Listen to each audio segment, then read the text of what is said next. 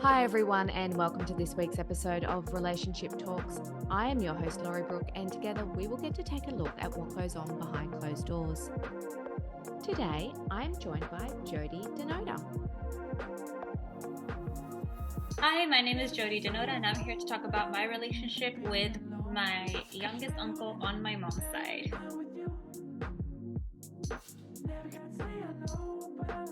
Jyoti Dhanota is a self-published author who writes about topics considered taboo in South Asian communities. She has 4 books out and 2 that will be released soon.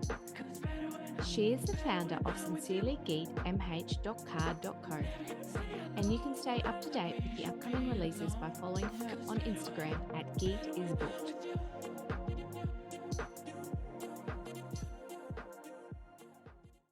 Hi everyone, and welcome back to another episode of Relationships Talks. I'm here with Jyoti, and we're going to talk about her relationship with one of her uncles.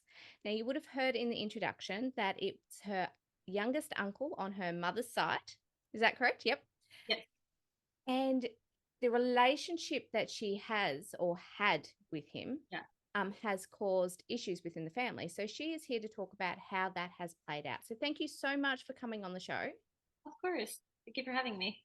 You're very, very welcome. So tell me, what is your story to lead you to be here today?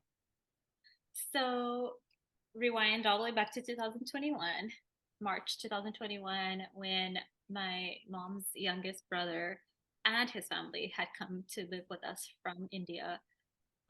First few months, it was decent. It was doable. The girls would we would all hang out pretty well.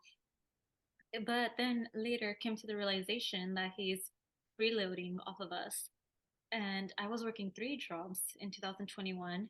I worked as a teacher, I worked at Outback administrator, and I worked at Dollar General, which is as a cashier. And having that income and being able to care for my family that lives at home and bringing food home and anything, I guess they kind of realized that, oh, she's bringing everything in, so we don't have to work or we don't need to do anything. And right now, even I don't think my uncle is working. He's making his wife work 2 jobs instead. Wow. Has he ever worked? Not that I know of. He's very narcissistic. So he'll oh, I already know everything. I know everything. You don't have to tell me anything. I did all my research about America laws and stuff like that, but not that I know of. Because I know that my mom's sister's husband, he has his own trucking company, and my mom's youngest brother, he got a license for trucking. So mom's sister's husband had offered him a position and he turned it down. Wow. How does your mum feel about all of this? She's always just siding with him because he's the youngest in their family. So. And so is this a cultural thing for him? He didn't have to work as the youngest, or? I don't know, because my brother is the youngest in our family, right? My own brother, and he is going crazy filling out job applications, going to interviews, but there's just people are not hiring nowadays, and thankfully he's doing something right now. It's he got lucky within that part that he was able to do something, but I don't even know what about the older uncle. I think being born and raised here, it's okay, you get your degree and you gotta go, you want to work now, right? And for him, I think in India, I don't really know about how many people actually work. So I don't know much about that. So what impact has this had on your relationship with him? It turned into he's very controlling of his daughters as well. So because he's the only male in the family, it's his wife and then 2 girls. And me and my sister would tell him, being born here, you have to let the girls go out. You have to let them go see Disneyland, go see Universal. You live in California. You're lucky that people travel from any and everywhere to go to Disney, to go to Universal, where it's like a 4 hour drive for us, right? And he's like, no, we'll see. Just like that kind of stuff. And so that after that, I just kind of just stopped talking to him. Even when he was living here, I was just like, no, I'm not having this. You're controlling. And that's in a sense narcissist, like he's narcissistic. He's abusive mentally, and the girls can't do anything without his permission. Whereas when, yeah, like I still live with my parents too, but I will tell my mom like I'm going to a concert on blah blah blah, and a lot of brown community, like a lot of Indians are like, oh, my mom doesn't let me go there, my mom doesn't let me go there, and I'm like, well, I'm lucky enough to have parents both that just say like go wherever, because that just shows that they trust that they're like their kids. They trust them enough to know they're not going to go out and do stupid shit. So how do you still see your uncle? Does he still come around? Unfortunately, yeah, unfortunately. Yeah, he's still around, and um he will come and go. The thing is, like, if he'll get like a letter or something, right? Because he was to live here, so his address sometimes is here, and he would be like, oh, I already know what it says, but then he'll ask me to translate, and he's like, yeah, I already knew that. And I was like, why am I translating something you already knew? Yeah. Mhm. Is it a form of it sounds like his ego. He wants to Oh, pretend that he knows it all. you have no idea how high that is. It's gonna take a lot of people to bring that back down. No matter how many people try to fight the ego, it's just like, actually, he says that he's a truck driver, and he tells my mom that he's going on the truck. But more than two times, there's a grocery store like right around the corner, and it's like the newest grocery store here in town. So everybody kind of goes there because it's like the bigger one too now. And we have seen him just in the parking lot, just on his phone. And his daughters will be like, "Oh no, he's on the truck," and I'm like, "I just passed him." My brother and I, like, we saw him multiple times. When they would be like, "Oh, he drives local. That's probably why he. Oh, you guys saw him and this and that." And I'm like, "But it's not possible to see that several times, like throughout every time that Yeah. it happens, that he's just hiding at a parking lot. Like, just he has his daughter working weekends, and then he has his wife working two jobs because his daughter is technically still in high school, so she works weekends. So was there any I suppose confrontation in when you realized that he was freeloading off your family to say enough's enough? You need to leave?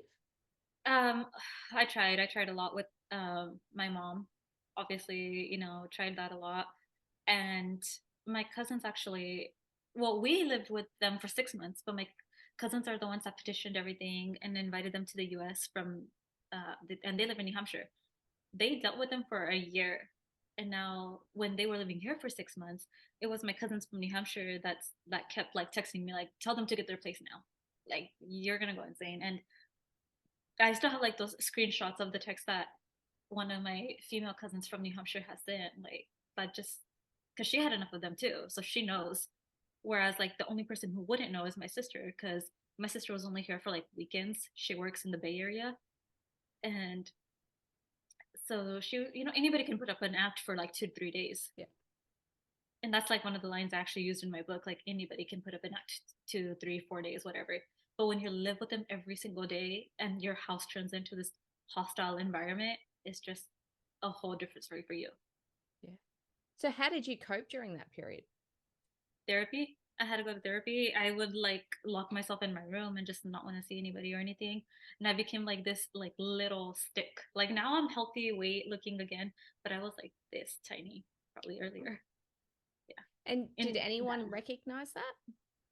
a lot of people were like, "Oh, you're losing weight. You're losing a lot of weight. Like, what's going on?" And I would just say, "Oh, like food poisoning and stuff," because I didn't want it to be like at that time. Because now I'm talking about it publicly. I have a book on it and everything, right? But at that time, I didn't want my mom to be, what's the word, angry, I guess, in a sense. Like, why are you telling people what's happening? So I would be like, "Oh, food poisoning," or "Oh, I got really sick," or something like that. Yeah. So let's talk about your book that you wrote on it. How did your mum feel when you said you were writing a book, and what happened? Actually, nobody in my family knew I was writing that book. Ah, So when the so Chaos Within debuted, the only person that did know was my cousin, and he's on my dad's side. And it was just because my therapist told me like writing is a way of healing. yep, She never said write a book, She just like writing, getting journaling and stuff. And I'm like, this is not enough. Like it's not helping me, and I want it to help me. So through fiction, I started to write about that taboo kind of situation. And it did help. It really helps because not only did I get to write, but like right now, I also get to talk. yep, And it's just this thing that people will eventually find out, like, oh, you know, bad person. Because he can put up an act to be a really good, innocent person in front of other people. yep. So when it did come out, has your mum read the book? Well, my mom doesn't really read English, but she'll listen to like the podcasts and stuff. Okay. Yeah, but she has no idea um, that the book is about him or anything. Because, like I said, I also covered like it's like an enemies to lovers trope, but with Niti's trauma in it being my trauma. But Yep. I wanted to do it through fiction because I don't have the background to write a self-help book, and I don't want to write like this dark book. And that triggered the next book and the next book, and um, the main thing in that book was getting that out of me in a sense. Mm-hmm. And then I realized I'm like, well, if I did that, why don't I write about more topics considered taboo in our culture? So Beautiful Mistake just came out last week actually, and Beautiful Consequence came out in November. So in those two books, I actually talk about like menstrual cycles and domestic abuse and stuff like that. And have you found, so does, I mean, it looks like you found your passion and an area that you just can tap into and Mhm. really run with it. Yes, Yeah. definitely. So what's next on the cards for you? For me, I have Contracted Together comes out in February, and then Better Than Him comes out in March, and those are two of my like really fun kind of books. They're not like books I want to address topics and stuff because my goal was never to write a fifth and sixth book ever. My goal was to write four books, and that's why in Beautiful Mistake in the sequel, like obviously the characters of Beautiful Consequence are in it because it's the sequel, but there's also characters from The Chaos Within Us and The Chance We Took, which are my other books. And that's why I kind of just wrapped it up. But then my sister, she said, how does it feel to be the unsuccessful big sister? And that's what triggered Contracted Together. Yeah. So sometimes all it takes is somebody being negative to me, and I'm just like, oh, you're done. You're done. In my book, you're done. Yeah. So great way to express those feelings without having to actually express them. Right. And that's why people say, like, be careful with writers because they'll, like, in their book, they'll get you back in their book then. So how do you feel in terms of your relationship with your uncle now? How do you feel that that has, I suppose, changed the dynamics within your family? Well, he, I mean, I try to limit interactions myself, but because, like, I'm usually with my mom, it's like, obviously, my mom's going to want to sit with her brother. And I feel like a lot of people don't realize is that I was really hurt by actions, right? And that's kind of why I'm like, okay, well, nobody's listening. And now I'm like talking to strangers, right? And strangers are listening more than my mom did at that time, right? So it just causes a lot of, not to make a pun or anything, but a lot of chaos. So yeah, Yeah. Well, hence the title of your book, really. yeah. That's what it all comes back to. So, Mhm. do you think that there is any room to change that dynamic? I mean, if he would apologize for his behavior, but at the same time, like culturally, he's like older, right? Mm-hmm. So he'll be like, why would I apologize? I'm older than you. And that's one thing that I really hate because I'm like older or younger, like apologize for your behavior, right? Yeah. And well, that being said, and just that, and then there's something else I was gonna say, which I just blinked out on. Yeah. Yeah, older or Do- younger. And actually, oh, my just backtracking a little bit when I said I look like a stick and I would lock myself in my room. And my uncle, who is shout out Hajijata if you're listening, shout out to you. But he actually video called me one time, and I was just eating like fries in my room because I like, if I actually cooked or if I ate downstairs, the girls would just stare like hawks. And it would be so uncomfortable because our dining table is like right there, and then the living room is right across from it. Yeah.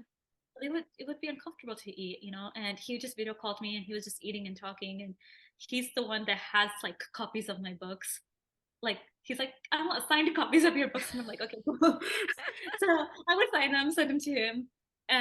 Yeah, very supportive, and I feel like if more like an older brother, because I don't have an older brother.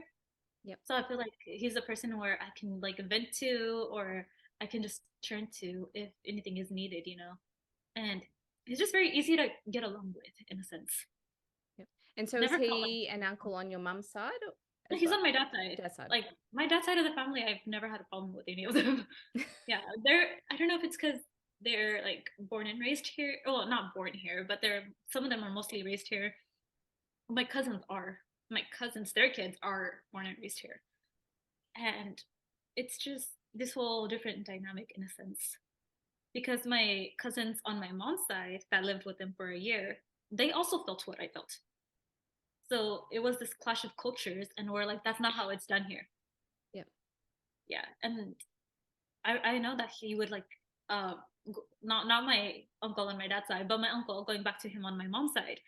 You know, I've had my cousins say that he was abusive to his wife and just like all that. The girls are like scared of him, and I'm like, well, that's not parenting. Your kids should not be scared to tell you something or anything. And if I did take the girls anywhere, right when we got home, even if I didn't change, they were to go to the room and tell their dad everything that had happened. And then I remember like I went upstairs to change, and I came downstairs and I was like, oh yeah, we like played this game on the drive. And they're like, oh yeah, we know. And I was like, dude, I was gone for 2 minutes. So yeah. And I really like how you've been able to use your passion to tell your story. Yes. And provide yourself with therapy along the way. Yes. And that was in Contract to Together, I said this too. And I was like, the kind of relationship that Mona, who's the main character, has with her sister is kind of the relationship that I've had with my sister. So that unsuccessful big sister line will show up in the book as well. And then the chaos within us was Niti's trauma. Only Niti's trauma aspect is my story in a sense as well. Everything else is, all my books are fictional, and they have that fictional element in them. So thank you so much for coming on and Thank sharing you. your story about your relationship with your uncle. Yes. And good luck with the book release. Thank you. Appreciate that. Have a great day. Thank you. You too. Bye. Bye. And thank you so much for listening to this week's episode of Relationship Talks. If you can, I would love for you to jump on and leave a review. And whilst you are at it, don't forget to like and subscribe to our YouTube channel. Please join me again next week when we get to take a look behind closed doors at someone else's relationship. But until then, I am your host, Laurie Brooke, and remember the choice is yours, so make today and the week the very best it can be.